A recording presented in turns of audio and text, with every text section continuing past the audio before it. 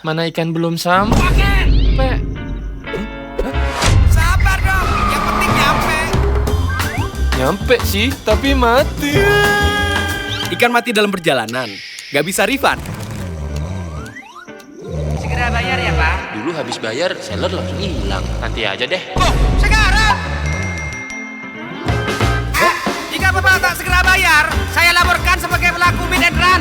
Pak, jangan, Pak. Mau transaksi tapi sudah dini hari? Rekpen di Mastercoin Bot lebih aman dan terpercaya. Transaksi kapanpun gak perlu panik. Berapapun nominal transaksinya, biaya flat 15.000 dengan berbagai metode pembayaran dan bisa refund.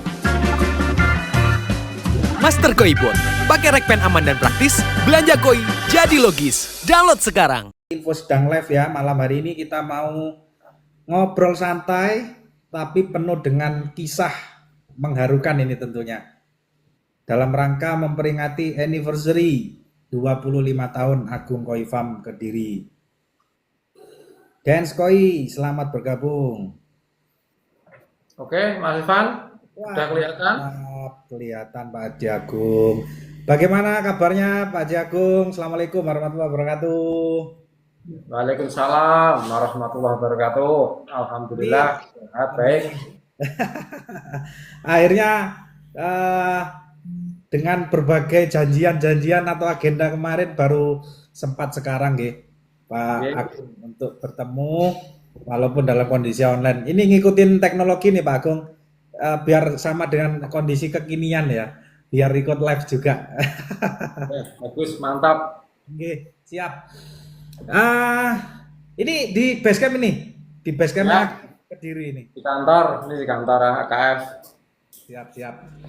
Kita langsung saja ngobrol santai Pak Agung Mas Ivan, monggo. Kalau ingat 25 tahun yang lalu nih, waktu pertama kali mulai Agung Koi Farm, apa hal yang paling berkesan? Apa yang hal paling mungkin paling lucu, paling tidak mengenakan? Monggo diceritakan Pak Agung. Oke, kalau hal yang paling tidak mengenakan itu banyak, Mas. Jadi semua usaha lah. Apalagi kalau waktu masih babat ya. Siap. Sampai sekarang pun sebetulnya masalah itu tetap ada dan itu sudah menjadi bagian perjalanan semua pengusaha lah.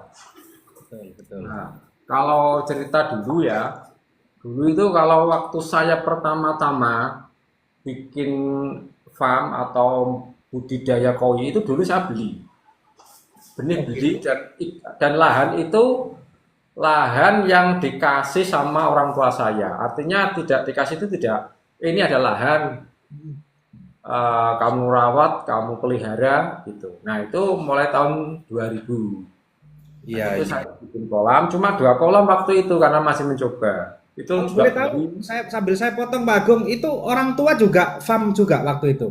tidak, orang tua itu petani. Saya keturunan petani. Wah. Kakek. Ini pemirsa, ini Pak Agung ini berarti bukan generasi pewaris ini. Bener-bener perintis loh ini. Oke, Ya. dilanjut. Mohon maaf, saya potong. Silakan dilanjut. Itu dikasih 2 kolam untuk saya coba. Nah, itu saya ikut-ikutan dari temen satu desa. Itu ada temen yang pelihara koi, itu cari bibitnya dan jualnya ke Blitar. Nah, saya nyoba di situ. Ya. Saya akhirnya setelah mencoba ada untung, ada hasil. Dan waktu itu jual koi itu tidak besar-besar, Mas, dan tidak diseleksi seperti sekarang. Dipelihara 3 bulan, dijual apa adanya. Sudah laku waktu itu. Cuma lakunya hanya ukuran size. Oke. Tadi disebut ada teman Pak Agung. Itu Betul. temannya sampai sekarang masih komunikasi? Kalau masih komunikasi tetap, cuma dia sekarang sudah malah tidak budidaya koi lagi. Berarti bukan rezekinya di koi ini, malah Pak Agung ini yang Ya. yang arahnya malah di koi ini. Iya. Banyak kok, Mas. Teman-teman yang seangkatan saya dulu, seprofesi waktu babat dulu itu yang sekarang udah lanjut di koi itu banyak. Itu yang paling banyak pretel itu waktu waktu musim KHV, awal-awal Oh ya, ya memang pengiriman ke luar pulau dicekal, itu banyak yang beredar. pengiriman kafe ya. Ya, aku kalau nggak salah ya. Kembali, mohon maaf Pak Agung, kalau kembali ke tahun 2000 itu pada saat itu Pak Agung usia berapa? Saya kalau itu saya kelas 1 SMA itu ke tahun 2000 itu. Pak Agung usia berapa tuh waktu itu? Saya kelas 3 SMA. Oh, Sorry, berarti sorry. Kelas 3 SMP. oh, Sorry, kelas 3 SMP saya. berarti mulai aktivitas koi ini sejak SMP. Betul.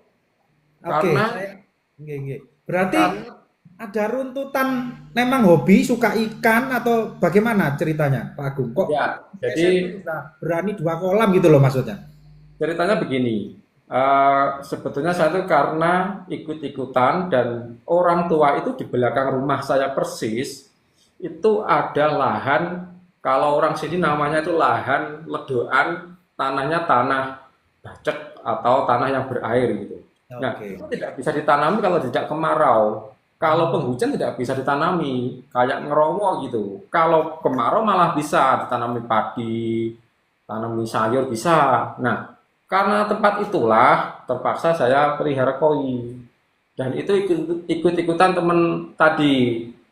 Nggih. So, awal mulanya itu sebetulnya bukan karena saya langsung pengen di koi, enggak, kita ikut-ikutan aja dulu itu. Ikutan ya.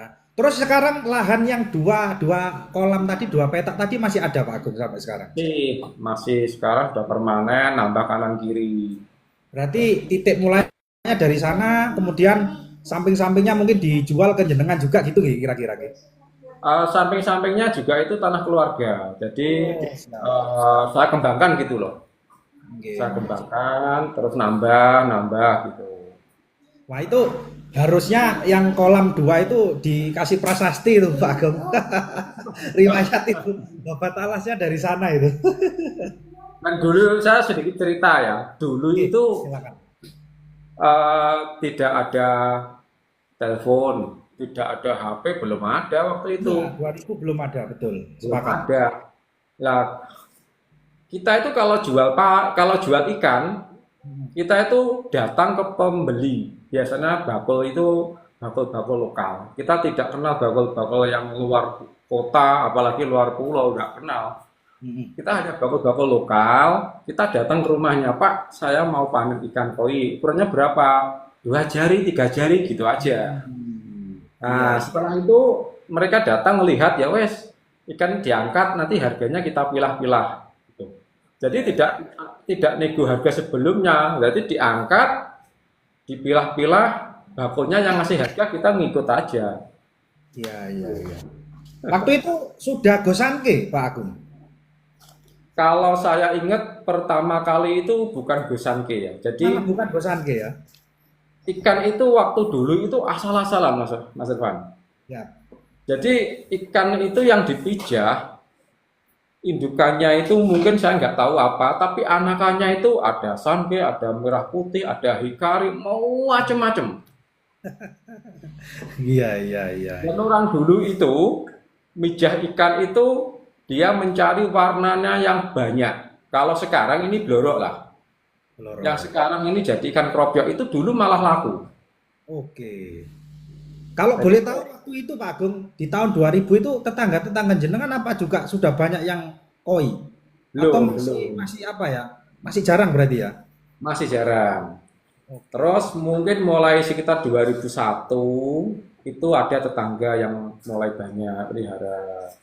Itu makin banyak gitu. Tetangga saya satu desa itu banyak. Kurang lebih dulu itu ada sekitar 5 orang.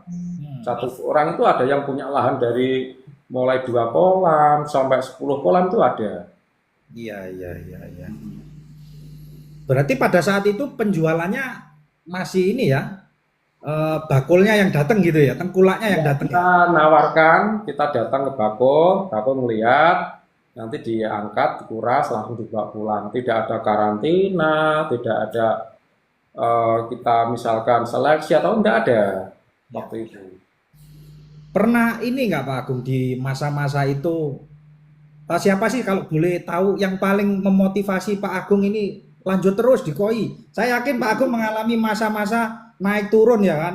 Mungkin Pak, sempat frustasi. Biasanya kan seperti itu masa-masanya, apa fase-fasenya Pak Agung. sering. Tapi kok Itu ibu ternyata saya sampai 25 tahun ini siapa yang paling memotivasi Pak Agung? yang paling memotivasi ibu saya. Ibu ya Mel. Wah Ya, itu doanya tembus langit itu Pak Agung. Masya Allah itu. saya itu dulu tuh mendukung saya, Mas. Saya Ah, tuh iya. belikan ikan koi impor, dibelikan saya. Iya, iya, iya, iya. Ibu, mohon Belikan maaf koi masih sehat impor. Pak Agung. Gimana? Ibu, Pak Agung sampai saat ini masih sehat. Ibu saya udah almarhum. Oh, innalillahi wa inna ilaihi raji'un. Kapan itu? Pak Agung? Berapa tahun yang lalu? Oh, sudah lama, Mas. Itu ibu saya tuh sudah 2019 kemarin. Kita doakan beliau semoga dijadikan kuburnya menjadi taman-taman surga ya Pak Agung. Amin. Amin. Salah satu atau orang yang ternyata memotivasi Pak Agung sampai dengan saat ini sampai AKF bisa seperti ini ternyata ibu beliau pemirsa. Ya. Masya Allah. Siap. Terus dulu pernah kepikiran nggak sih Pak Agung awal-awal itu, oh kok enak ya koi. Tapi ya udah deh yang penting jualan, saya yang penting breeding laku. Kapan mulai terlintas ada pikiran, wah ini saya harus bikin yang grade-nya ini grade koi show atau minimal high quality misalkan. Itu kapan mulai ada pikiran-pikiran seperti itu Pak Agung? Nah, saya mulai berpikir mulai selektif, tapi selektif zaman dulu ya. Jadi mulai tahu yang bagus, nanti lakunya mahal, yang kelasnya seperti ini dibesarkan, itu mungkin mulai sekitar setahun. Oke. Dan itu saya panen setelah diseleksi, itu waktu itu seleksinya ngundang temen dari Blitar, tapi saya tidak kenal langsung. Jadi dari temen yang tetangga saya tadi, minta tolong dari Blitar untuk menyeleksikan saya. Spesialisnya waktu itu terkenal nyeleksi ikan gitu ya Pak Agung ya? Dia minta tolong lah. Kalau zaman dulu kan sering gitu ada temen yang tidak bisa seleksi terus bantu gitu. Sekarang tuh sebetulnya juga masih ada kayak gitu. Ya, Cuma waktu itu saya minta tolong ke Blitar.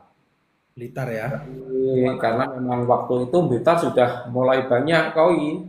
Waktu itu sudah banyak, Blitar Kediri masih sedikit.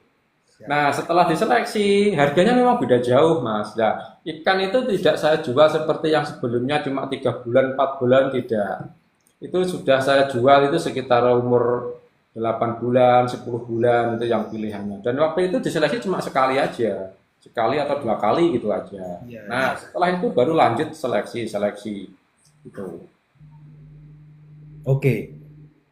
Ini Pak Agung, ini agak ke hati juga ya. Eh,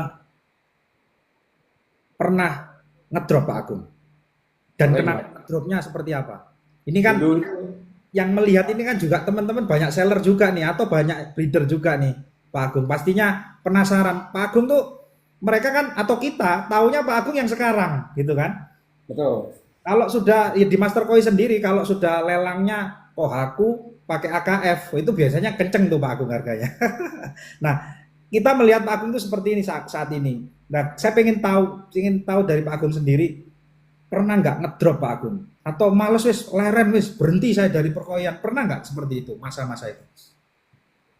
Kalau ngedrop sering, tapi kalau berhenti dari koi Wah, belum, tidak. wah, itu loh pemirsa dengerin itu.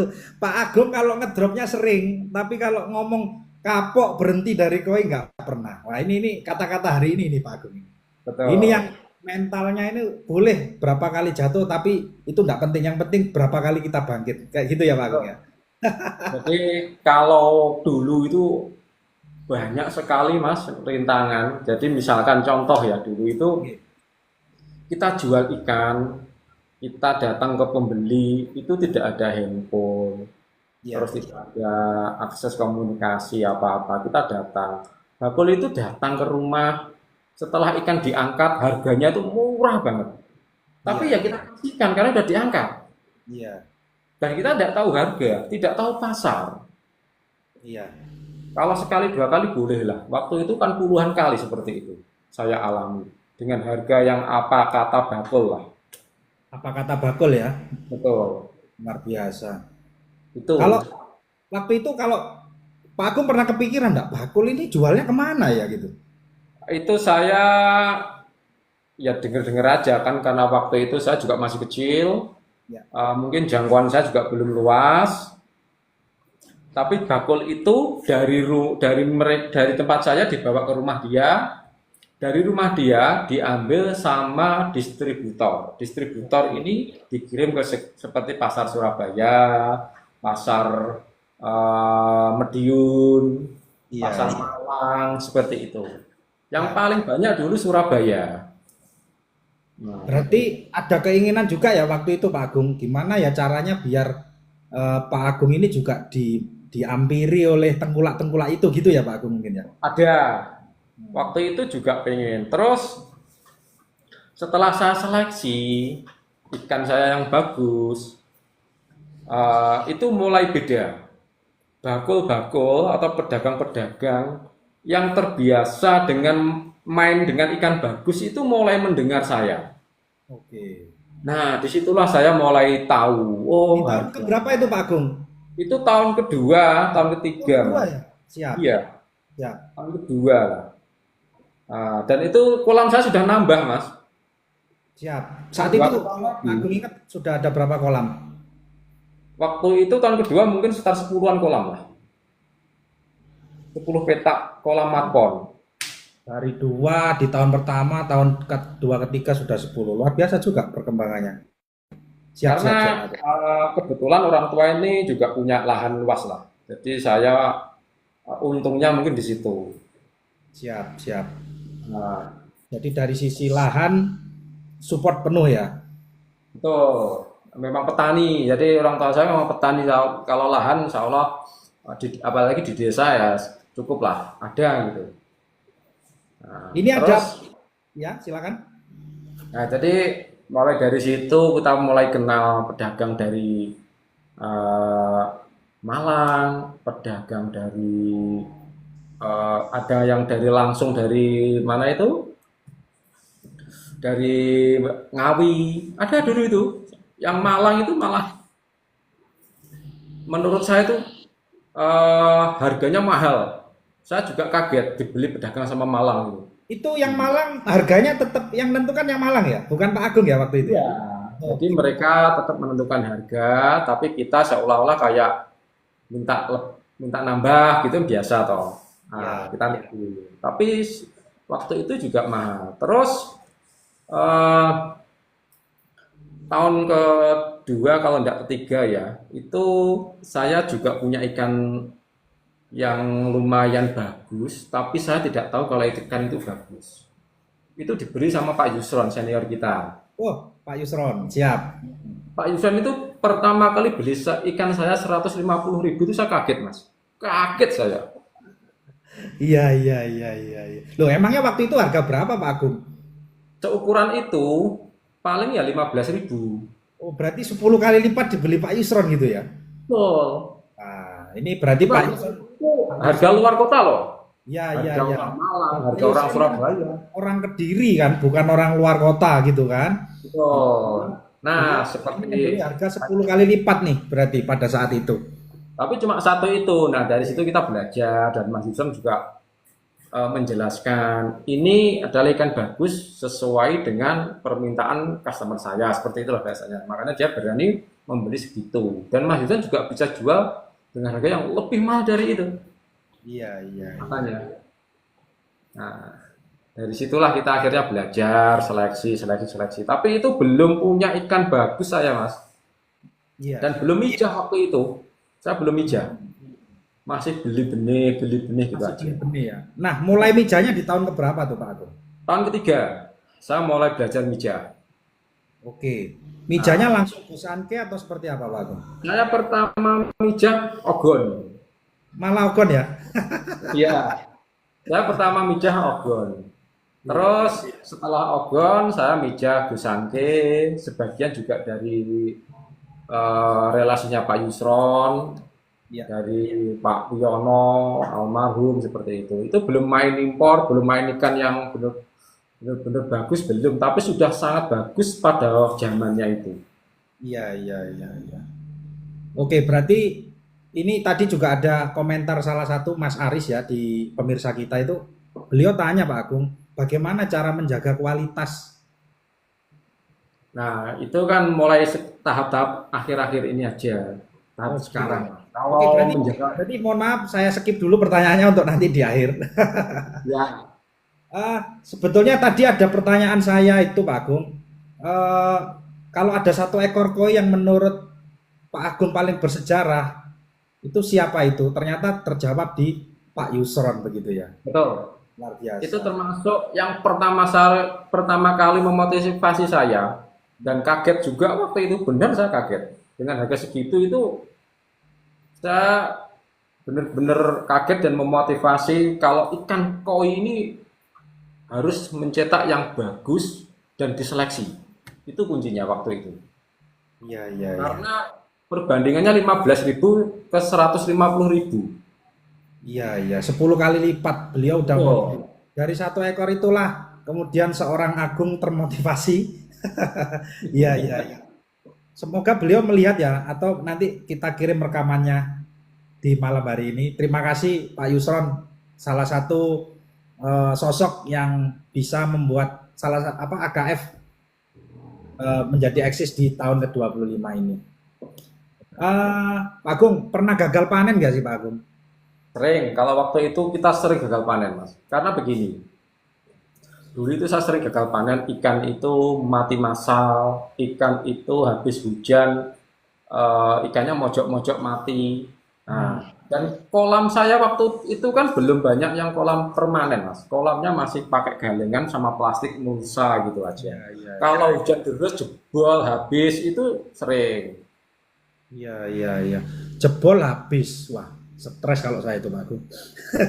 Itu sering, Mas. Tapi kalau sekarang alhamdulillah paling misalkan hujannya deras paling cuma meluap gitu aja, tapi kan tidak sampai jebol. Nah, oke, kalau jebol kan berarti memang infrastruktur kolamnya yang perlu diperbaiki. Kalau yang Betul. tadi Pak Agung, yang mati-mati itu bisa diceritakan Pak Agung itu kena penyakit atau seperti apa? Jadi memang ikan koi sebetulnya itu ikan yang rentan ya. Apalagi kalau di kolam sawah dengan kondisi kolam yang misalkan kurang standar atau kurang bagus, terutama kolam yang dangkal. Kolam dangkal itu sebetulnya lebih rentan. Kalau dia panas, terus Suhunya ya? ya kalau kolamnya dangkal, kalau dia panas terus sorenya hujan, itu gampang stres untuk ikan kecil. Iya, Lebih iya. aman kalau dalam atau standar lah, minimal 60 cm, 70 cm. Itu lebih aman daripada kolam yang dangkal. Ya. Ya memang kan seperti kita ketahui bersama bahwa koi kan berdarah dingin ya. Dia suhu Betul. tubuhnya mengikuti suhu lingkungan. Ketika tadi disebutkan siangnya panas, tahu-tahu sore harinya hujan atau malam harinya hujan, perubahan suhunya drastis sehingga menyebabkan ikan stres. Seperti itu ya Pak Agung. Betul. Dan itu matinya rata-rata massal. Ya, Jadi ya, satu kolam habis gitu. ya.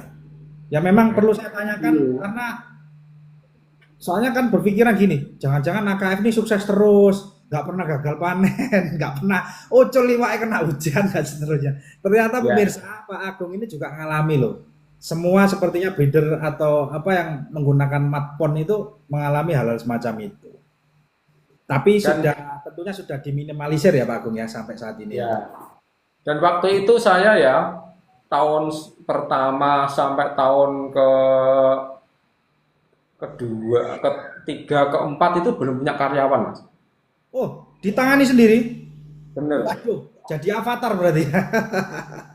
Saya itu punya karyawan, punya tenaga itu karyawannya orang tua saya yang ngurusi sawah, Iya. waktu buat kolam gitu aja. Oke.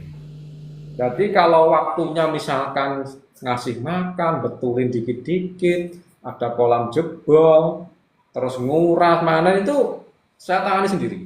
Luar biasa. Sampai 4 tahun kalau tidak salah. Tapi kan masih sekolah Pak Agung. Masih sekolah. Berarti pulang sekolah ke kolam gitu ya? Saya kan sekolah pagi, saya terbiasa dari dulu memang bangun pagi ya.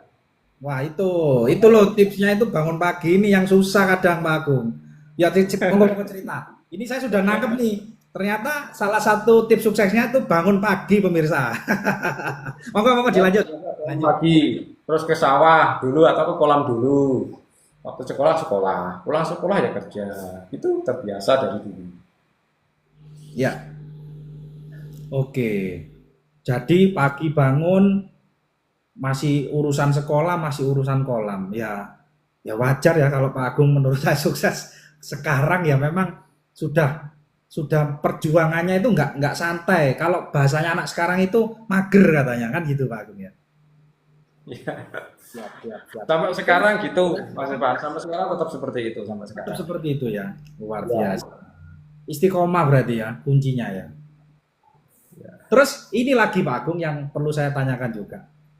Eh, rahasianya apa Pak Agung agar dipercaya sama customer? Soalnya kalau nggak salah ya, saya mendengar kalau di Pak Agung itu beli ikan, seller atau dealer itu kan ngantri tuh. Saya bayangin kalau ngantri Pak Agung, saya beli satu kolam. Nah itu kan udah ngantri. Pastinya di situ juga ada, mohon maaf nih, menyinggung masalah uang. Ada DP lah, ada kesepakatan tertentu. Dan menurut saya itu berat loh Pak Agung. Itu bagaimana cara Pak Agung tetap bisa dipercaya oleh customer-customernya? Nah, jadi kalau pelanggan, pembeli semua lah itu yang pengen ikan-ikan pilihan ya, terutama ikan pilihan, memang ngantri sampai sekarang. Jadi di tempat dandang itu listnya yang ngantri itu tetap menumpuk. Nah, Oke.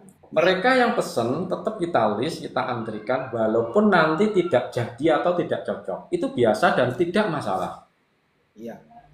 Terus kalau misalkan nanti setelah dia yang ngantri itu ada barang kita tunjukkan dan barangnya ini cocok, itu kita hanya minta DP aja. Biasanya 20%. 20%. Ya, terus Tadi kan saya nyinggung, sorry Pak Agung, saya nyinggung masalah gagal panen. Itu kalau misalkan udah DP ini 20%, Pak Agung janji sekian bulan panen. Pernah enggak Pak Agung yang itu seperti itu juga gagal panen Pak Agung? sering, sampai sekarang sering. Cuma Jadi begini, ya. kita memang jual itu dengan harga sekarang, tapi panennya katakanlah 3 atau 4 bulan ke depan gitu ya. Ya. Itu hanya DP 20%. Selama itu perawatan di AKF ada apapun, itu garansi. Dan garansi kita itu adalah garansi dengan nilai yang sama. Bukan dengan garansi ikan yang sama atau dengan garansi diganti ikan. Itu dibedakan. Misalkan begini, Oke. pembeli ini beli ikan 2 ekor, nilainya katakanlah 10 juta. Ya. Yang diganti ini dengan nilai 10 juta, bukan 2 ekor. Kadang saya menunjukkan 2-3 ekor dengan nilai yang sama 10 juta. Ya, itu kalau misalkan ikannya 2 ekor yang mati, nilainya 10 juta, mungkin saya akan ganti 3 ekor, 4 ekor dengan nilai yang sama 10 jutanya. Iya, iya, iya. Wah, enak dong jadi customer-nya Pak Agung. Ya, takutnya begini, kadang ada toh, oh ya garansi, di sana juga garansi. Ikannya harganya 1 ekor 10 juta, diganti juga 1 ekor yang nilainya jauh di bawahnya. Nah, itu kan tidak bagus juga, tidak fair juga. Ya. Iya, iya, iya. Ya kan tentunya kan makin lama kan persaingan nih makin banyak. Tapi kan saya melihat AKF ini eksis masih dipercaya banyak orang. Saya ingin ngulik itu sih Pak Agung. Sejauh Ya, mana monggo. menjaga Terus reputasi. Nah itu yang susah loh Pak Agung. ya, terus sama kualitas. Jadi kalau kualitas kan memang dari tahun ke tahun kita harus memang upgrade atau kita harus mengikuti zaman lah. Oke, kita kembali. Kapan Pak Agung mulai mengenal indukan impor bahwa salah satu ikan berkualitas itu harus dengan indukan yang bagus tuh kapan? Di tahun keberapa Pak Agung? Nah, itu mulai tahun kalau nggak salah sekitar 2010. 2010. Oke, 15 tahun yang lalu. 2009, 2010 lah saya mulai mengenal indukan impor. Walaupun waktu itu ya Yang kenal kan siapa tuh Pak Agung? saya dari show. Oh, berarti efek koiso itu ya, manfaat koiso salah satunya itu ya. Ya, saya ingat pertama kali saya beli ikan itu dari JKC, dari Pak Sugi di Blitar. Oke, Pak Sugi siap. Ya, Jakarta Koi Center. Dulu Pak Sugi itu rutin ngasih sumbangan ke Blitar, ke Soso daerah, dia ngasih calon indukan atau ikan-ikan impor dilelang di acara show kayak sekarang ini. Nah, itu yang ngebit rata-rata petani, bukan seller. Hmm. Dan itu banyak yang ngebit dijadikan indukan. Nah, dari itu saya mulai mengenal ikan-ikan impor, ikan-ikan impor. Pak Sugi yang disebutkan oleh Pak Agung ini pemirsa itu adalah dulu pernah menjabat juga sebagai Ketua APKI ya, Asosiasi Pecinta Indonesia. Dan beliau saat ini punya gawe di bulan depan ini tanggal 20 sampai 22 Juni untuk Nusatik. Ya, juga ada Nusatik itu event pameran ya, pameran ikan dan pets terbesar di dunia, diklaim di dunia sekarang. Seperti itu. Betul. Jadi sekalian saya infokan Nusatik insya Allah tanggal 20 dan 20 sampai dengan 22 Juni di ASBSD Tangerang. Begitu. Oke, berarti pada saat itu sudah kontak-kontak dengan Pak Sugi di JKC gitu ya, di Blitar ya waktu itu ya Pak Agung ya. Saya kontaknya tidak langsung, saya tidak kenal dengan beliau waktu itu. Jadi tahunya langsung dilelang di acara koi show, di show di Blitar, waktu dilelang saya ikut ngebit gitu aja. Oke. Kalau boleh tahu kisaran harga saat itu berapa sih Pak Agung ikan impor? Waktu itu kisaran harganya antara 1,5 sampai 5 jutaan lah. Pada waktu itu mahal. Yang Pak Agung ingat pertama kali ikan itu? Saya pernah dapat yang harga 450.000 pertama. Iya. Terus waktu itu setelah itu show di berikutnya ibu saya ikut datang ikut ngebit, dibelikan sama ibu. Iya, ibu saya ikut ngebit. Waduh, Dibelikan keren. jutaan. Memang ibu saya mendukung. Iya.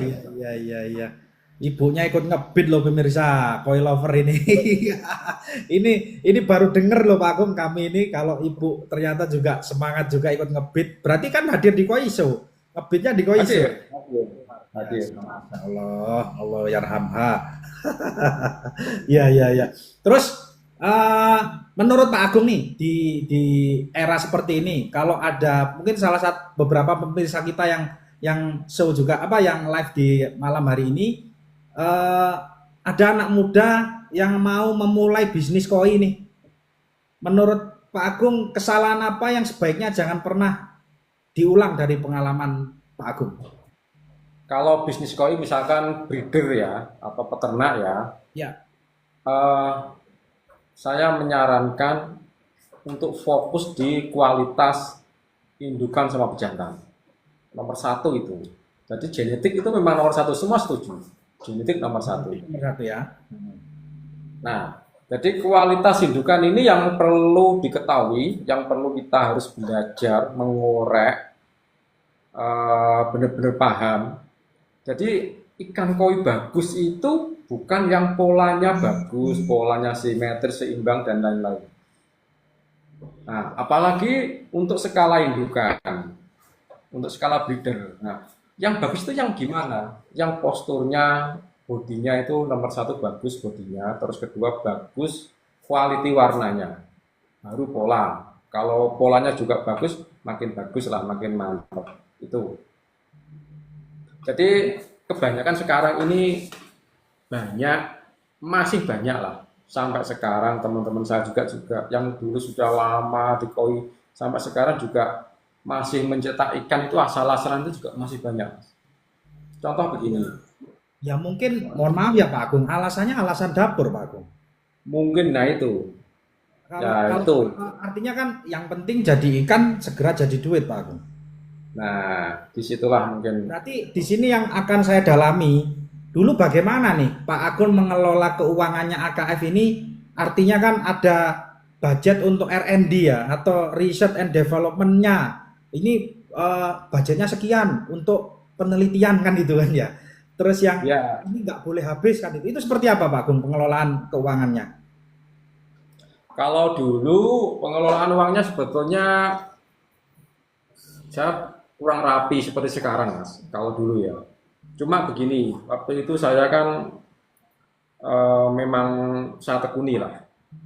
Kalau misalkan saya panen ikan 1 kolam, itu saya belikan ikan 1 ekor aja masih saya ngerogoh kantong lagi. Saya berani seperti itu. Oke, diulangi Pak Agung. Misalkan Hasil dulu satu kolam dibuat beli indukan satu, kadang masih kurang. masih saya nambah. Oh, Itu iya. saya berani dulu. Iya, demi mendapatkan indukan yang bagus. Betul. Saya pernah melakukan itu juga. Iya, Bukan sekali 2 kali. iya. Karena saya pengen mengupgrade ikan-ikan saya. Dan saya juga paham, kalau kita butuh, kita nggak bisa cari barang yang murah lah. Jadi barang cari uang atau uang cari barang itu beda. Iya. Nah, tapi saya berani waktu itu. Saya biasa beli satu kolam, untuk saya tuker satu ikan, 2 ikan, saya masih nambah banyak, itu sering. Jadi saya tidak kerasa beli ikan dengan nilai waktu itu katakanlah 10 juta. Tapi saya tidak merasa berat karena saya jual ikan satu kolam dan tinggal nambah dikit gitu aja. Tapi kalau waktu itu beli langsung dari uang tabungan 10 juta pada waktu itu banyak, Mas. Oh. Iya. Pada saat mulai impor itu, seingat Pak Agung punya indukan berapa ekor?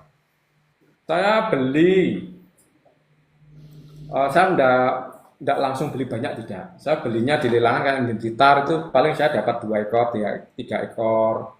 Terus di Tulungagung, saya pernah dapat banyak di Tulungagung gitu. Kalau enggak salah langsung 5 atau 6 ekor gitu. Iya. Terus selain itu baru beli ke dealer-dealer. Nah itu saya belinya mahal kalau ke dealer-dealer. Saya memang milih gitu. Saya pernah minta tolong Mas Irfan untuk beli ke dealer di sana.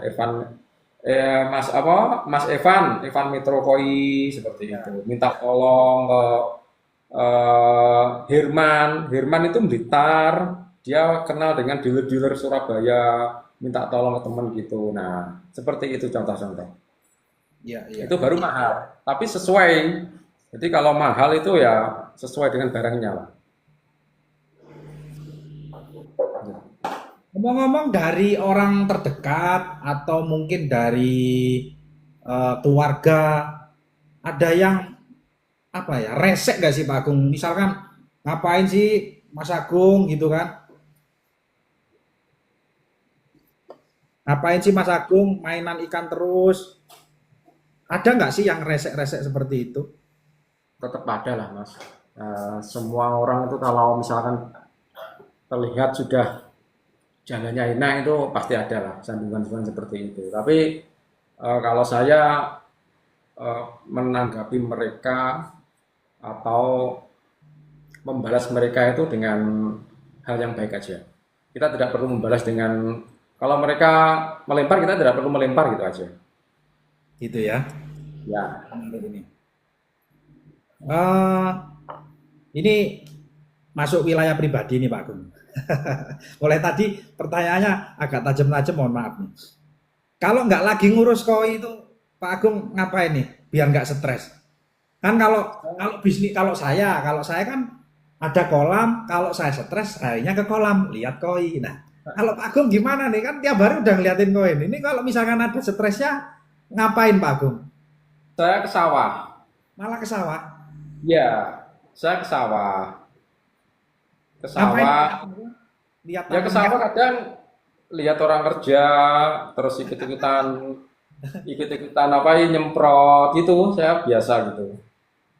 Iya.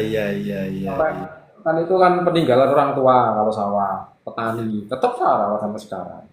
Tetap ada ya, tanam padi gitu tetap ya Pak Agung ya. Ya, sekarang karena saya kesibukannya di ikan yang full, sawah itu semua tuh hampir semua tebu sekarang. Oh, siap. Tebu Ya. sama buah. Iya. Kalau ini Pak Agung putranya berapa Pak Agung? 3. Yang Yang nomor satu? pertama SMP kelas 1, kedua Oh, SD ya. kelas Nomor 1 SMP kelas 1 cowok. cowok, terus yang nomor 2 SD kelas 2 cewek, yang nomor 3 2 tahun setengah cowok. 2 tahun setengah itu ya yang baru lahir kemarin. Ya, Kira-kira Pak Agung dari kebiasaan atau habitnya anak-anak udah terlihat nggak Pak Agung? Ini kira-kira mana nih yang bisa nerusin bakat di perkoian ini? belum tahu lah. Cuma saya memang menanamkan mereka itu sayang sama pekerjaan saya. Jadi minimal saya ajak ikut-ikutan ke kolam, saya ajak ikut-ikutan ke sawah seperti itu. Dan Ya. mereka anak saya yang nomor satu juga seneng ke sawah, seneng ke kolam. Ya. Ya itu eh, bisa jadi kan kadang punya passion lain kan gitu Pak Agung. Wow. Tapi Pak Agung membatasi enggak? Kamu harus suka ikan gitu atau seperti apa Pak Agung? Belum. Saya tidak membatasi. Tapi yang jelas saya sudah mulai memperkenalkan mereka dengan dunia saya. Oke, siap. Minimal kita kenalkan dulu lah, karena kita juga tidak bisa memaksa anak, Mas. Ya. Terus ini Pak Agung, di era 2000, di era tahun berapa Pak Agung mulai menggunakan mekanisme penjualan dengan cara online? Nah, tadi kan masa-masa offline ya, bakulnya Ya. kan gitu kan. Nah, ini mulai kapan nih melangkah ke online? Jadi mulai ada BlackBerry saya. BBM, oke. Ya, 2008 betul. kira-kira ya. Dan itu pun saya BlackBerry itu waktu itu juga termasuk lambat, Mas. Artinya teman-teman sudah banyak yang pakai, saya belum. Oke. Nah, saya mulai belakangan gitu. Nah, sebelumnya itu ya masih manual saja saya, karena memang saya basicnya itu bukan pedagang. Saya hanya ternak, membesarkan, saya jual ke seller, saya jual ke pengepul, seperti itu aja saya dulu. Iya. Terus mulai kena BlackBerry, kita mulai banyak relasi dari luar kota, dari teman-teman jauh seperti itu. Itu sudah mulai istilahnya kan harganya sudah Pak Agung sendiri yang menentukan ya dalam tanda kutip ya. Juga waktu itu juga BlackBerry itu saya juga sudah punya ikan bagus, sudah sering ikut show. Ya. Berarti salah satu cara untuk upgrade atau memperkenalkan branding AKF ini melalui Koiso Pak Agung. Betul. Lebih efektif. Saya tuh kenal Koiso tuh waktu dulu masih di foto sama panitia, satu kali jepretan, satu kali ikan itu bayarnya 50.000 ngalami saya. Iya. Jadi di Blitar dulu itu kalau kita mau show, ikan itu dibawa ke arena. Kalau kita tidak punya foto ikan, syaratnya kan foto ikan 3 lembar, 1 ikan. Ya. Terus kalau kita tidak punya fotonya, sama panitia disediakan fotografer yang jepretannya langsung keluar gambarnya itu. Ya. Itu kan mahal, Mas. Karena itu kan kalau tidak salah foto kilat ya, waktu itu ya. Itu saya ngalami, itu 50.000. 50.000. Ya. Waktu itu Pak Agung ikutnya di size berapa Pak? Atau Koiso zaman itu mainnya di size berapa? Kecil, saya dulu kecil enggak. Ikan-ikan teman-teman Kediri Blitar itu paling gede-gedenya paling 35-40 gitu. Iya. Yang gede biasanya itu kalau saya ingat saya dulu Fajar, CKK itu kalau bawa ikan itu gede-gede. Iya. Dan saya dengar ya pada saat itu kalau Koiso itu bisa jadi ikan yang menang itu bisa langsung dijual. Pak Agung pernah mengalami itu? Dulu itu kalau Koiso itu enak banget Mas jualnya. Enaknya Kita gimana? itu tidak usah jual, kita tidak usah menawarkan. Begitu ikan kita menang juara 1, 2, 3 kategori aja, itu udah banyak yang tanya, banyak banget. Tanya pengen beli itu banyak. Padahal cuma juara 1, 2, 3 toh. Soalnya begini, kenapa seperti itu? Dulu itu belum ada akses dari pedagang, dari penghobi langsung ke petani. Tahunya ya dari show itu. Begitu ada petani bawa ikan show dan juara, di situ banyak penghobi, banyak seller dari penjuru kota itu datang di arena itu untuk mencari ikan.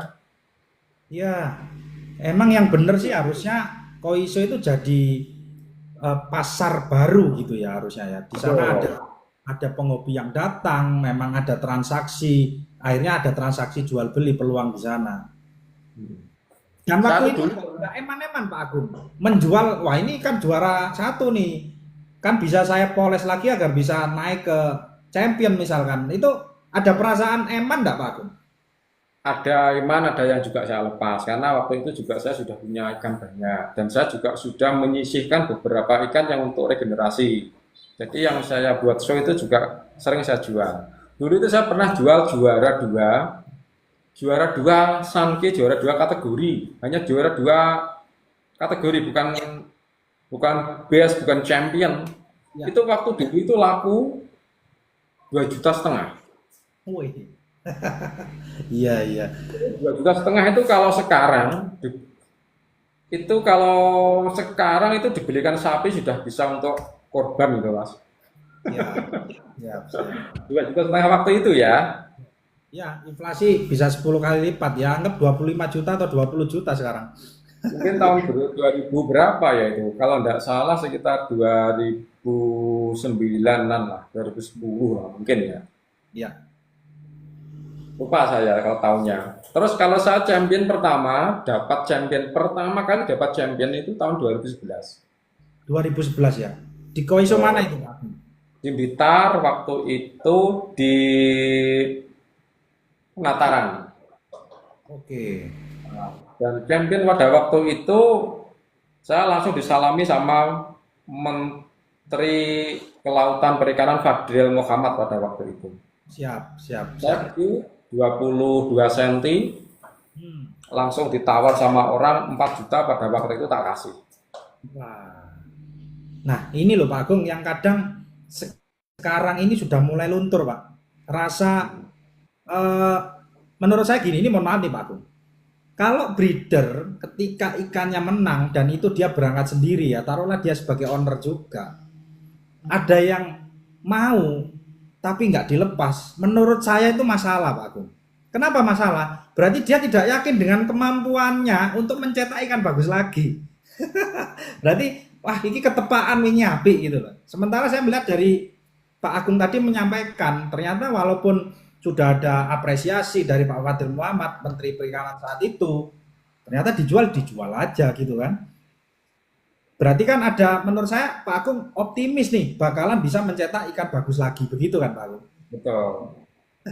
Waktu itu memang saya juga sudah ternak, saya sudah menyisihkan mas. Jadi saya sudah punya planning ini yang dijadikan generasi indukan. Ini nanti kalau misalkan menang di arena langsung dijual itu juga saya sudah punya rencana di situ. Ya. 4 juta itu mahal mas. Iya, 4 juta iya. pada waktu itu wah gede itu. 2011 ya. Iya. Ikannya kecil loh. Iya, ukuran 20-an lebih ya. Dan memang dulu itu begini ya, kenapa ikan koi atau kalau juara kok cepet laku itu gini. Ikan koi yang juara itu sedikit. Karena Ya. begini. Pada waktu itu kelasnya hanya AB, Hmm. tidak ada C. Jadi hanya Gusan K dan Gusan K. Siro itu masih masuk di kelas Gusan K waktu itu. Hmm. Iya, iya, iya, iya. Mulai dipecah ke C itu tahun berapa saya lupa. Itu mulai pecah ke C, terus mulai D sampai sekarang sampai E, ada yang bahkan ada yang udah F. Nah, memang yang juara sedikit waktu itu. Makanya juara 3 pun rebutan. Iya. Tuh. Oke. Itu tadi ada penjualan manual, ada penjualan lewat Koisho ya kan ketika menang. Eh, lelang koi, saya bahas lelang koi. Lelang koi itu mulai kapan sih Pak Agung? Mulai ada lelang itu? Kalau mulai ada lelang itu breeder koi Indonesia waktu itu masih di website ya, pakai web ya kalau nggak salah ya. Aplikasi web itu eh, apa ya, breeder koi kalau nggak salah itu dulu. Saya malah belum mengenal itu. Hmm. Saya memang sudah punya ikan banyak, sudah show. Ya. Tapi Pak Agung nggak melelang ya? Tidak, saya memang tidak melelang. Tidak melelang. Saya tahu, saya lihat-lihat Kenapa, juga. Pak Agung? Tapi saya tidak Koi melelang. jadinya dilelang itu kenapa sih Pak Agung? Langsung ke pembeli. Jadi memang waktu itu kalau ikan dilelang misalkan di breeder koi itu ya, Ya. ikan yang di pasarannya di petani itu katakanlah 100.000 dilelang itu bisa tembus 200-300.000. Berarti dengan lelang bisa berebut, akhirnya harganya bisa up gitu ya? Betul, rata-rata naiknya harga itu 1 kali sampai 2 kali lipat, 2 kali sampai 3 kali lipat rata-rata. Iya. Pak Agung kan juga ngadain Azukari AKF batch sekian, batch sekian, batch sekian. Batch 1 dulu dilelang atau seperti apa Pak Agung? Batch 1 pertama kali tidak dilelang, Mas. Langsung opsi deal ya? Ya, karena dulu sebetulnya semua ide di AKF ini dari usulan teman-teman sekitar saya aja. Wah, berarti Pak Agung ini open minded menerima masukan. Kayak ulang tahun kemarin, bikin acara ini nih. Oh ya, wes lah masuk. Oke, ayo kita jalankan bareng-bareng. Nah, Azukari juga seperti itu. Jadi dulu itu karena banyak pelanggan yang beli terus tak rawat di sini makin bagus, itu seneng. Iya, iya. Sehat makin bagus. Terus kalau mati saya kan tetap tak ganti gitu aja. Garansinya itu yang menurut saya juga apa ya, customer juga akan merasa nyaman Pak Agung, merasa Ya. aman. Nah, Itu setelah itu kan akhirnya banyak yang seperti itu. Pak Agung bikin acara aja sekali penitipan langsung bareng ikan banyak gitu. Nah, masukan seperti itu, masuklah. Tapi waktu itu kan kita tidak dilelang. Tak kasihlah 1 kolam, tak siapkan ikan kalau tidak salah pertama dulu 20 ekor kalau tidak salah ya. Iya. Itu kita opsi di batch 1 tahun berapa Pak Agung? gimana? Batch 1 itu tahun berapa? Batch 1 itu mungkin sekitar tahun 2019 ya kalau tidak salah ya. 2019 Covid Pak Agung ya? Sebelum Covid. Belum Covid itu ya. Covidnya 2020 awal. Oke. Sebelum Covid. Oke. Kalau tidak salah 2018 atau 19 mungkin itu. Lupa saya.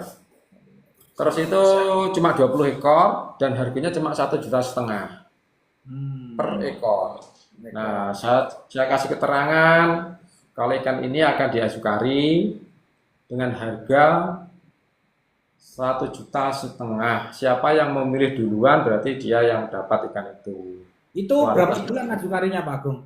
Waktu itu? Sama 6 bulan. 6 bulan ya? Wih. Ya. Iya. Terus setelah itu kan banyak ternyata yang minta sampai kehabisan, sampai nelpon, Pak saya minta tidak ada, sudah habis dalam waktu 2 hari habis itu.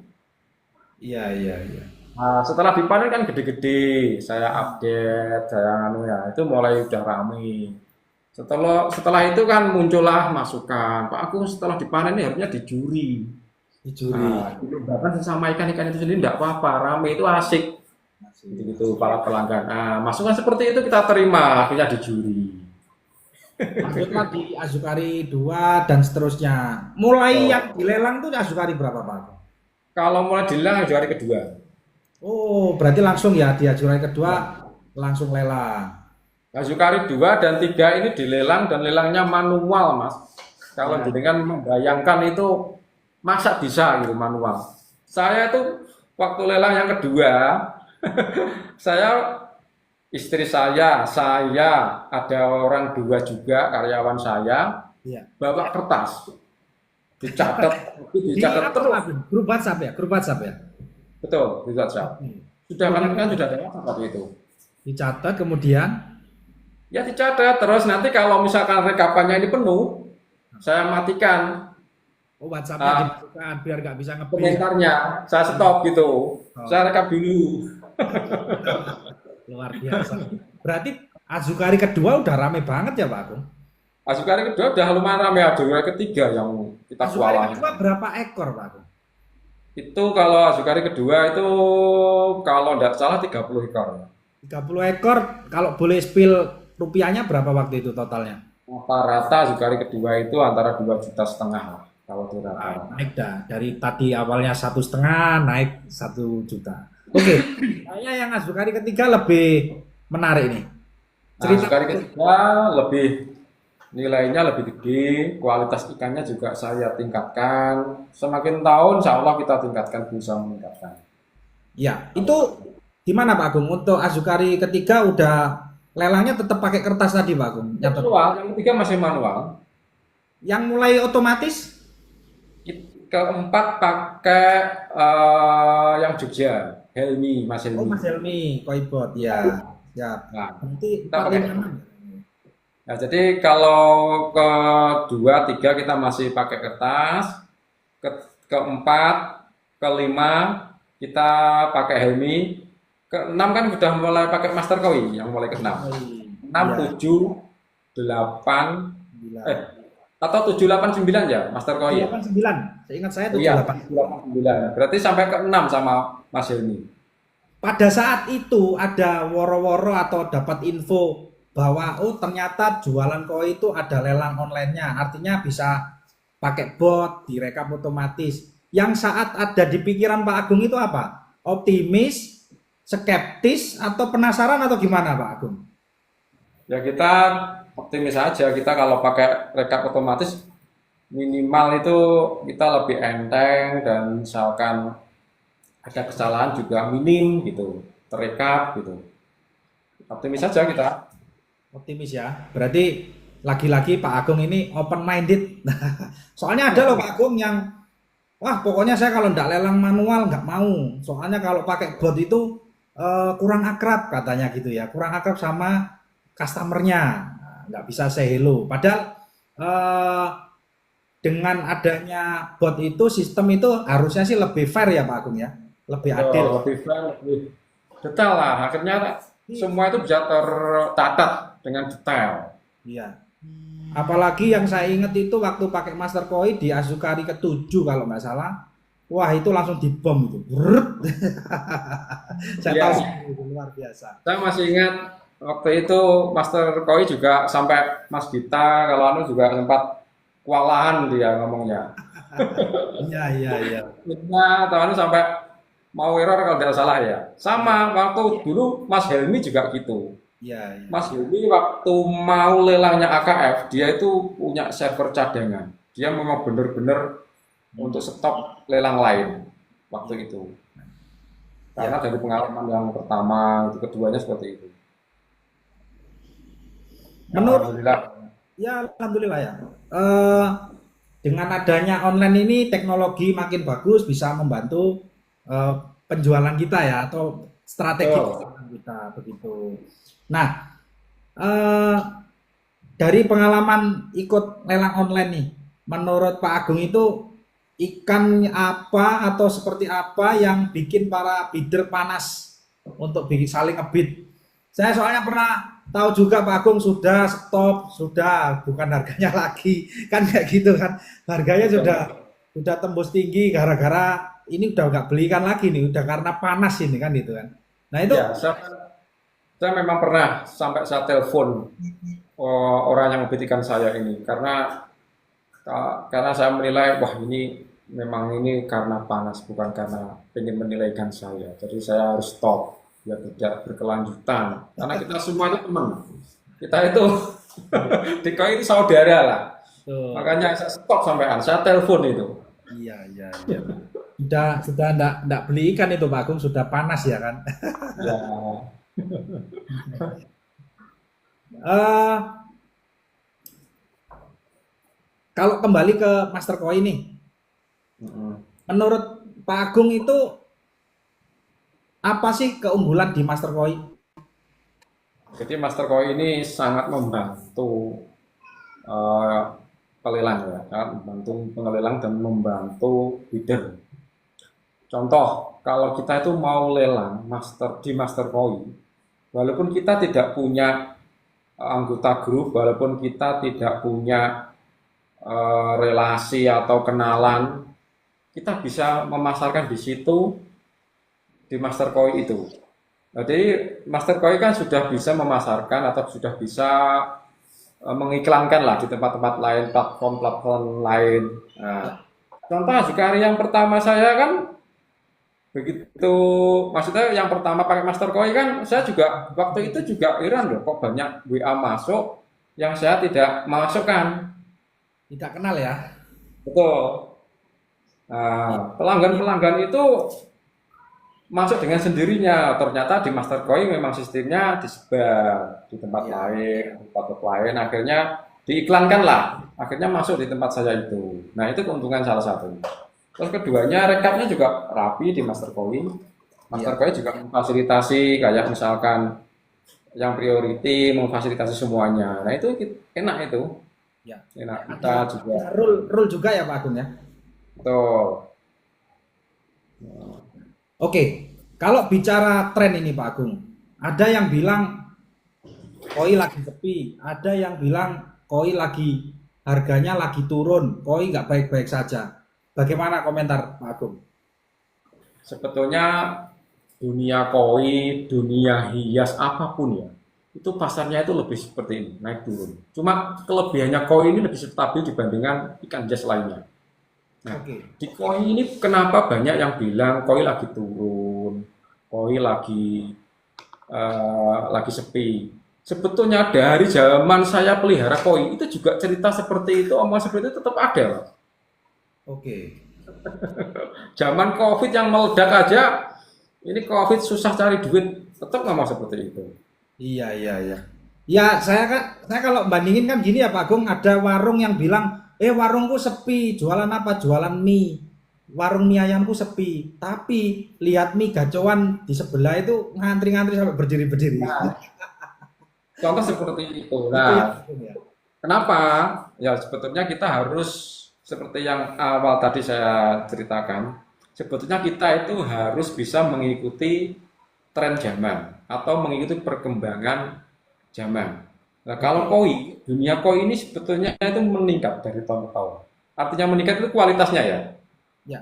Nah, kalau kita tidak bisa mengikuti kualitas, ya kita tidak laku. Barang kita tidak bersaing. Tapi kalau selama kita bisa mengikuti, minimal mengimbangi walaupun tidak unggul ya, Ya. minimal kita masih bisa lah. Prinsipnya seperti ini. Prinsipnya seperti ini. Kalau kita ternak koi itu, koi ini memelihara ikan itu kalau ikannya jelek, harganya murah, susah dijual. Oke. Tapi kalau ikannya bagus, Mm-mm. gampang dijual, harganya mahal. Merawat ikan jelek dan ikan bagus ini, kalau dihitung-hitung dari segi operasional, kosnya sama. Biayanya sama, betul, sepakat.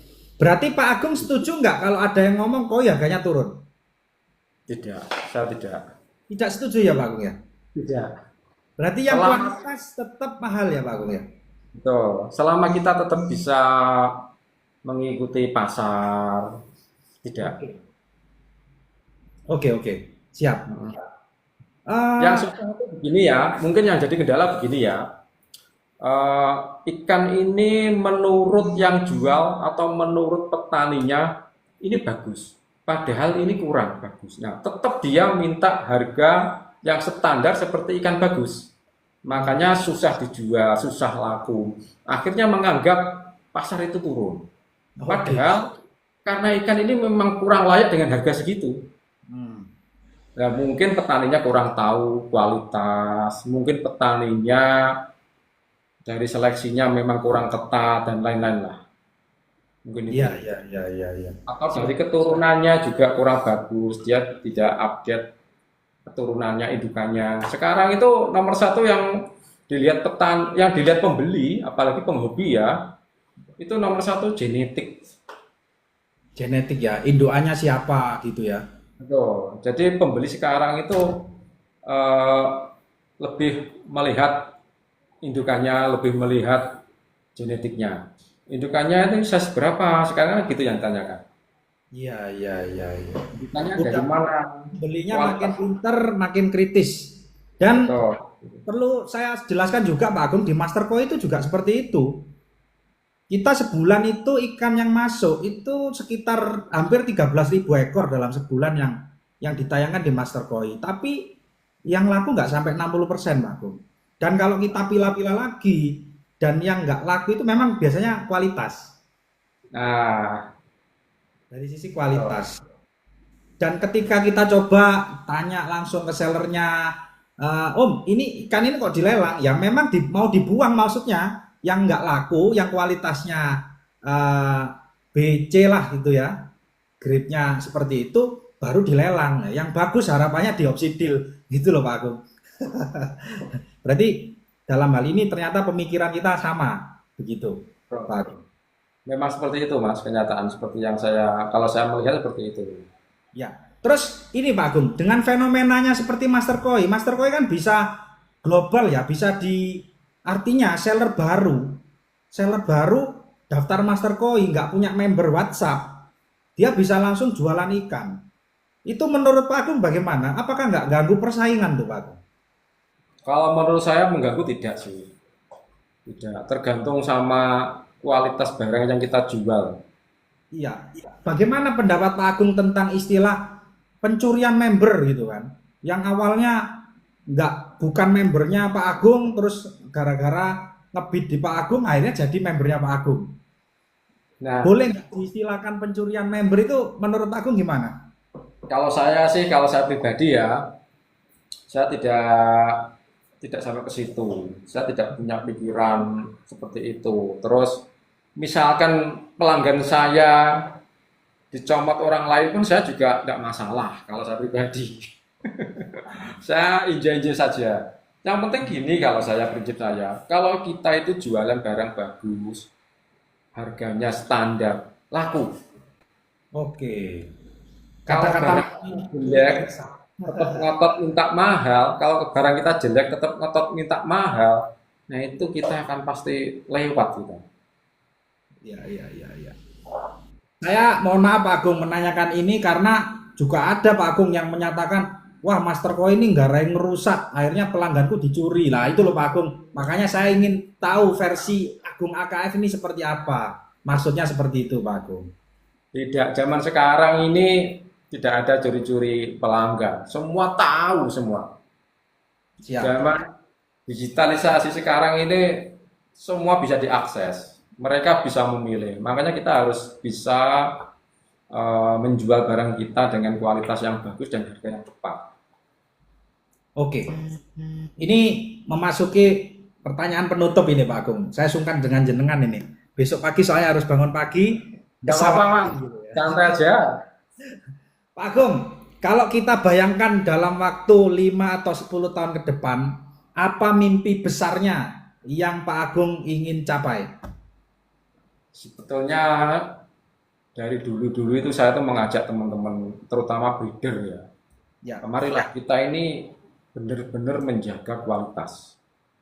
Saya juga ngomong ke teman-teman, marilah teman-teman ini mempunyai produk unggulan yang benar-benar jadi sorotan gitu. Misalkan di AKF ini kan Gusanke, di tempat lain adalah yang spesialis susui, adalah yang spesialis Gosiki Mas Hendi. Nah, saya sarankan mereka ini tetap tekun di situ, walaupun tetap memijah jenis lain, tapi yang satu produk, satu jenis, dua jenis itu tetap diunggulkan. Karena begini, itu nanti akan menguntungkan petani itu sendiri, akan menguntungkan breeder itu sendiri. Nah, terus kalau kita sudah punya seperti itu, otomatis pasar itu akan masuk dengan sangat mudah.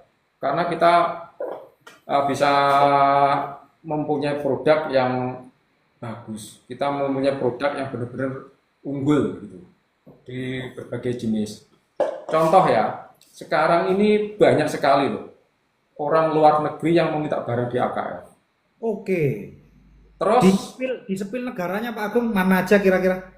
Kalau AKF kita sudah langganan mulai di Malaysia, Brunei, kita punya pelanggan yang sampai sekarang masih aktif rutin ngambil.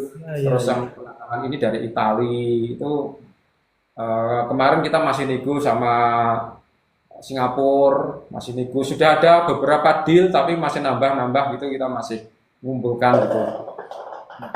Nah, terus saya ceritakan ya, mereka ini sebetulnya mencari ikan selain Gusanke yang seperti AKF gitu loh.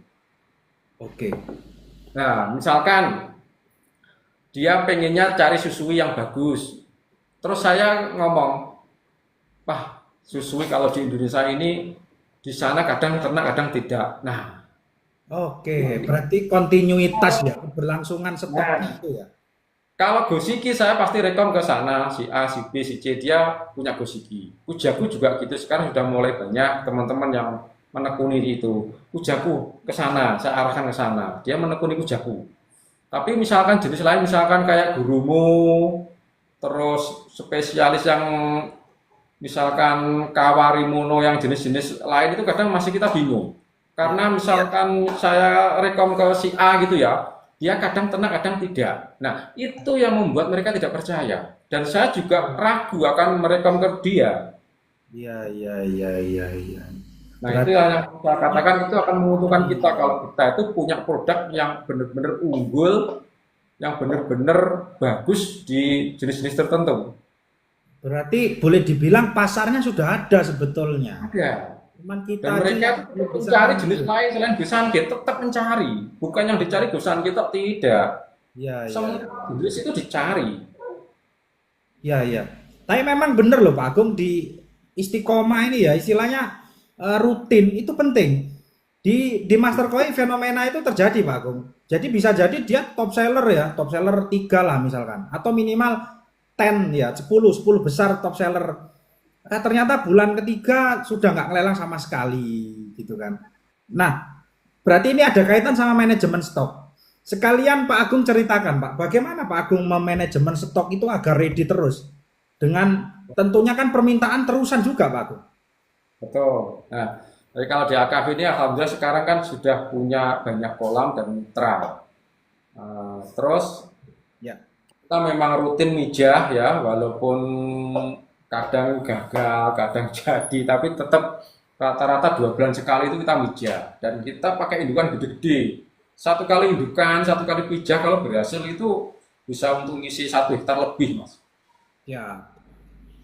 Jadi bisa untuk 10 kolam lebih, 15 kolam lebih bisa satu indukan, karena gede yang kita pakai indukannya. Nah, disitulah kita saking banyaknya kolam, saking seringnya mijah, itu anakannya itu akan terus ada susulannya. Dan kita yang terpenting itu seleksi. Kita itu benar-benar seleksinya itu punya standar yang ketat. Standarnya ketat ya, nggak eman-eman ya.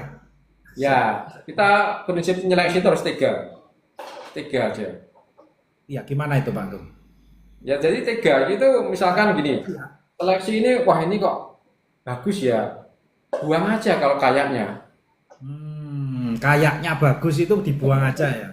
Iya, wah ini aku masih seneng, tapi ini mungkin nanti gini-gini, buang aja wes.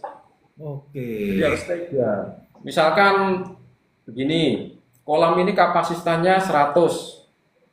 Satu kolam isinya kapasitas 100, size-nya 25 cm katakanlah. Terus waktu yang diseleksi ini hanya dapat 30. Jangan diisi sampai 100 untuk satu kolam. Ya 20 itu aja yang dimasukkan, yang lolos seleksi itu aja. Lainnya buang aja. Gitu. Iya, iya, iya, iya, iya. Jadi ada standar kalau di AKR. Dan seleksinya memang berkali-kali di AKR. Berapa kali seleksi biasanya Pak Agung? Rata-rata minimal 5 kali, minimal. Waduh. Banyak tuh Pak Agung. Ya, seleksi terakhir itu umur 1 tahun, Mas. Iya, iya, iya, iya. Kan masih seleksi terakhir, dan seleksi terakhir itu hanya kita seleksi kualitas bodi dan warna. Kalau pola dari seleksi ketiga kita sudah ketat di pola. Seleksi pertama Pak Agung, itu yang nggak kena seleksi, itu diapakan Pak Agung? Buang, dia kayak buang. Dibuang ya. Oke, nanti seleksi kedua. Yang mau saya tanyakan begini Pak Agung, ada nggak hasil seleksi yang tidak lolos itu dijual? Ada, tapi kalau untuk seleksi pertama saya biasanya tak kasihkan, saya nggak tega kalau jual. Karena itu pasti rugi yang melihara.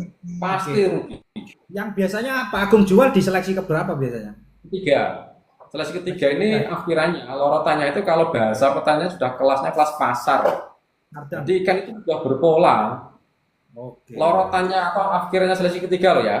Ya. Itu sudah berpola semua, cuma polanya biasa gitu. Itu sudah kelas pasar dan sudah laku dipasarkan di pasar-pasar luar kota. Oke. Untuk lelangan juga sudah laku, kadang dilelang satu paket isi 5, size 15-20, satu kali lelang isi 5 gitu masih laku. Seller-seller sini juga biasa melakukan itu masih laku. Iya, iya, iya. Dan saya lihat Pak Agung dalam mempertahankan kualitas, salah satu upaya yang dilakukan juga digitalisasi ya. Pak Agung juga menerapkan ada sertifikat online di sana. Betul. Ada tim khusus ya Pak Agung? Ya, kita ada tim khusus, kita ada yang membantu kerjaan di bidang itu, ada admin AKF sudah menguasai itu semua. Menurut Pak Agung pengaruh Pak? Pengaruh, jadi seperti tadi ya, jadi semua ini sebetulnya dari masukan, dari ide-ide teman-teman dari pelanggan. Iya. Oh, Seti biar tidak di aku sana, ya wes kita buatkan. Oh, sekarang Seti toh nggak cukup, sekarang harus pakai SRT, ya wes kita buatkan. Ya. Karena masih bisa dipalsu juga di aku. Oke lah. Jambannya sekarang harus pakai SRT, bukan lagi fisik. Oh ya betul, memang kita harus mengikuti seperti itu. Siap. Pak Agung pernah nggak kejadian ikan bukan AKF tapi dijual mengaku itu adalah milik AKF? Pernah punya Apa yang bukan dilakukan Pak Agung apa? ikan AKF di aku impor juga pernah. Itu ya. Ya, Dari AKF sendiri biasanya menghadapi itu bagaimana menyiasatinya Pak Agung? kalau mereka konfirmasi ya kita kasih tahu apa adanya gitu aja. Kita tidak ngurus sampai yang jual gini-gini enggak. Tidak Biarkan sampai aja. transformasi gitu ya Pak Agung ya. Kerja kita paling kalau yang tanya Pak bener, oh ini bukan gitu aja gitu. Terus ini bener ya dari AKF, ya bener gitu aja. Ya. Oke. Terakhir Pak Agung. Janji udah terakhir, sekarang terakhir lagi. Nggak apa-apa Mas, nggak apa-apa. Oke. Apa namanya, pesan Pak Agung untuk penggemar koi, untuk koi lover yang malam hari ini live terkait perkoian seperti apa Pak Agung?